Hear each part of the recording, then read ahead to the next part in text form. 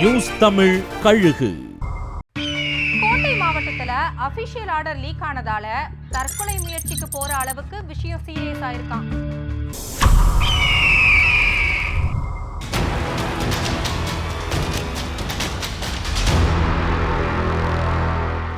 வடக்கு மண்டலத்துல பணியாற்றி வந்த ஒரு பெண் காவலருக்கும் ஆண் காவலருக்கும் திருமணத்தை தாண்டிய உறவு இருந்திருக்கு. இது எப்படியோ அந்த ஆண் காவலரின் மனைவிக்கு தெரிய வர அவங்க சரக உயரதிகாரியிடம் புகார் அளிச்சிருக்காங்க. மேட்டரை விசாரிச்சு வெவ்வேறு மாவட்டத்துக்கு 2 பேரையும் டிரான்ஸ்பர் பண்ணதோடு விடாம துறை ரீதியான ஒழுங்கு நடவடிக்கை எடுக்கவும் மாவட்ட எஸ்பிக்கு உத்தரவு போயிருக்கான். இந்த உத்தரவு குறிப்பான எப்படியோ வெளியே கசிய அதுல குறிப்பிடப்பட்ட காரணம் என்னன்னா, ஒழுக்கமற்ற நடத்தை காரணமா துறை ரீதியான ஒழுங்கு நடவடிக்கை எடுக்க கோருதல் அப்படிங்கிற வாசகங்கள் அதுல இருந்துதான். அந்த விஷயம் கோட்டை மாவட்ட காக்கிகள் மத்தியில தீயா பரவ அவமானம் தாங்க முடியாம அந்த ஆண் காவலர் தற்கொலைக்கு முயன்ற சம்பவம் பெரும் பரபரப்பை ஏற்படுத்தி இருக்கு.